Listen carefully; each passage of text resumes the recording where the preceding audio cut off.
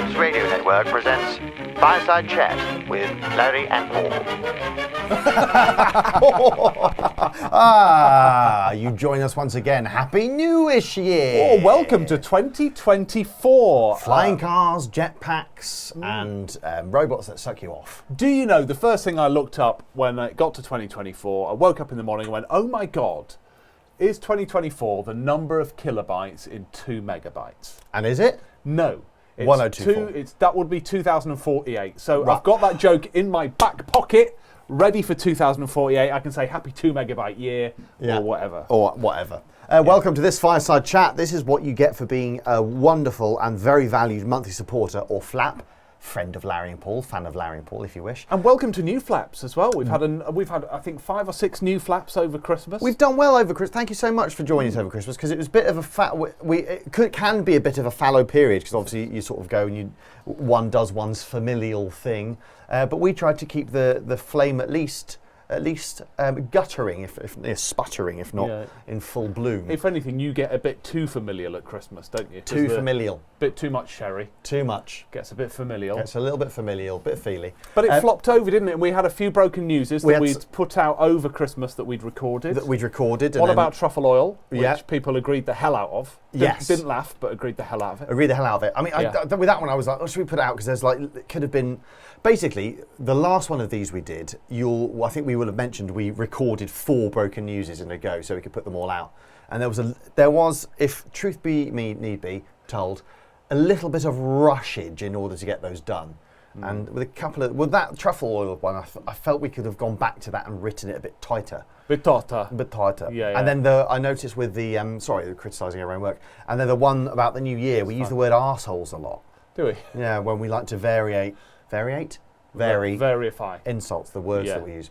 But can I ask a very important question though? Please. And it's to do with your telephone, which is down here on the desk. Yes. Now, I don't want to accuse you of becoming some great big Conservative Party supporting rich idiot. Yeah. Why have you got a picture of Michelle Mone on your phone? Can you show the good question? I'm not making this up. That's his screensaver. A slightly AI generated version of it, but basically this is a sneak peek, because this will go out today and Broken News will go out tomorrow. We're doing a Broken News about ITV dramas and important topics, and basically we thought of some things that can be turned into ITV or BBC dramas, and so I'm hurriedly trying to create 3 posters for 3 made-up ITV dramas. One of them is something to do with Michelle Mone starring Saran Jones, so I'm currently trying to come up with a poster. It's all very rushed. And then also I've got to do Rosie Holt's podcast in 5 minutes as well. Didn't ask me this time. I know, I've got to do it, and I've got to do it. I want to do it. But we're really up against it, aren't we? We are up against it. We're going to an event later where Paul's DJing as well, so we have to drive over to Manchester a bit later on. Wrong side at Pennines. While you were away, I went on the Exploding Heads podcast again, typecast as a Scottish footballer once again. God. Unbelievable.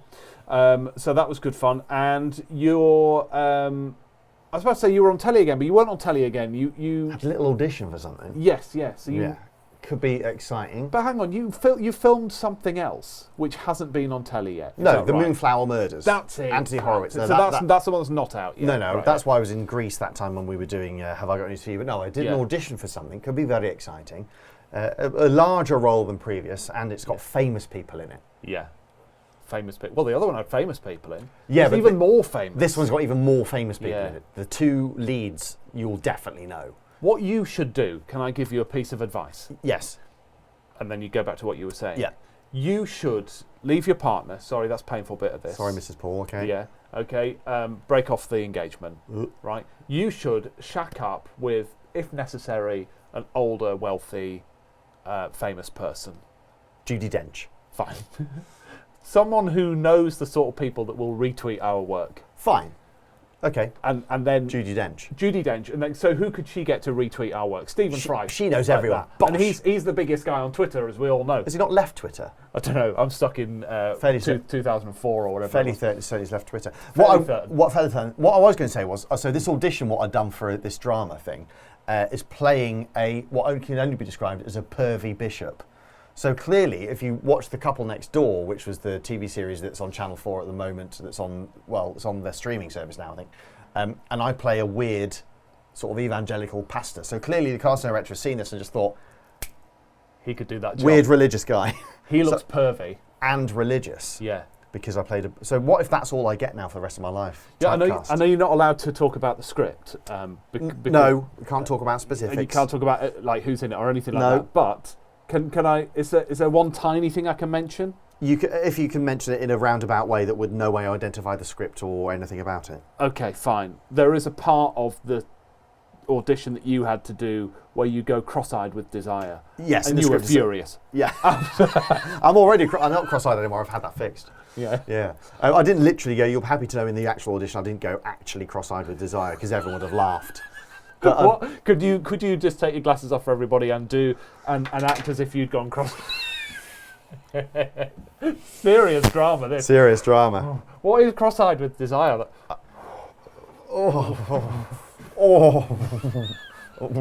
It's what we stave off every day, working opposite each other, isn't it? Looking at each other, yeah.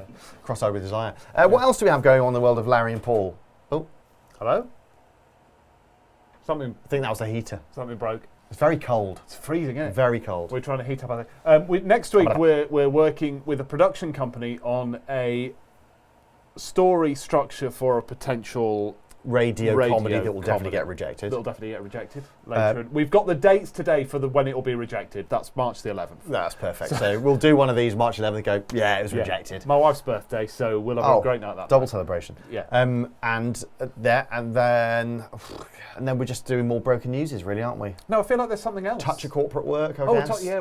We're touching up some corporate work. Soupçon of corporate work, which is much needed. Which is good, because I think that means that we won't have to do our final ever behind the scenes say, sorry guys, it's all gone wrong and we have to leave. We don't have to do that The company's going under. We don't have to do that till July. At least till July. Yesterday was 16 years. Yes. No, sorry, 14 years. 14 years. Since we did our first ever linear FM radio show. Yeah, because we did a podcast before that, didn't we? I think we talked about this before, but we did a podcast about films. And then the moment we got our Sunday night local FM linear radio show, we thought, sack the podcast off. There's no future in that. Yeah. There is a future in local FM radio. And look where we are now. Yeah. That station has since closed down. It has, yeah. It's only 2 doors up from here as well, isn't it? But also, the reason I mention it is that in 9 days, this company... Northern Imposter Productions. Yeah, it will be 4 years old. 4 years? That's almost 5 years. We've run a company for 4 years, you and me. That's great, isn't it? A successful company. Well, successful in the sense it hasn't gone under. Patchily successful company. We haven't gone under. Yeah. That's the main thing. And I spoke to a business guru who said, if you can do what you're doing for 4 years, that was his thing. Yeah. If you can do what you're doing for 4 years, then people see that as a trigger for you know what you're doing. Do they? Do you? So apparently 4 years is the thing. If someone's been doing it for 2 years, you don't really trust that they know what they're doing yet. Right. What are we doing? I have no idea what our business does. It's just us two in a room. It pays for this office so we can claim back the VAT. That's what it does. There we go. And that's it. This could be like, what's it called? Diary of a CEO. That's what we should do, a podcast like that. Yeah. We should be on Diary of a CEO, just talk about what we do. He uses a trackpad, does Stephen Bartlett. I spoke to him about it. Does he? And I've got a trackpad here. That's a legitimate trackpad. That was like a name drop, wasn't it? I spoke to him about it. I didn't speak to him about it. I was in the room when he spoke to someone else about it. He uses a trackpad and he presses it under the desk with his thumb when the guest is saying something interesting. What that does, this is interesting. So it automatically records it? It automatically plumbs it into an AI system, right, which pulls it out and starts to create thumbnails and clips for social media. We need to start doing that. Do you know how many people work on this podcast? A lot? 30. Okay, I'm so sorry. It's 11:29 and I need to do Rosie Holt's podcast at 11:30. Always Holt, not me. Yeah, Rosie's calling. Larry, I can't be there. Sorry. We love you very much. Thank you so much for being monthly supporters. Tell your friends, if you're friends with the Russian oligarch, get them on board. Yeah. But we love you. We'll see you next. Dirty money, we love it. That's really why Michelle Mone's up here. There we go. We just want some Tory donors on board. Thank you so much for being. We'll see you next week, and we love you. And that's everything. That's it. There's a broken news out tomorrow. Please share the part of it. It's the one that we're talking about here. You've had a little bit of a sneak insight, and you'll know what it's about. Share it and send it to Michelle Mone. Okay. We love you lots. Bye. Bye.